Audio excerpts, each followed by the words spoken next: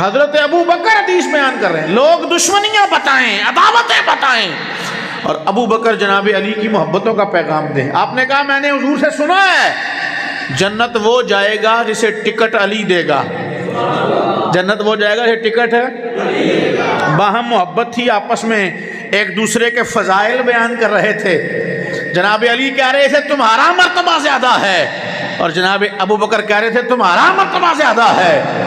جناب ابو بکر نے کہا میں نے حضور کو سنا ہے جنت وہ جائے گا جسے ٹکٹ علی دے گا۔ تو جناب علی نے کہا تمہاری شان کوئی کم ہے، تمہارا مقام کوئی کم ہے؟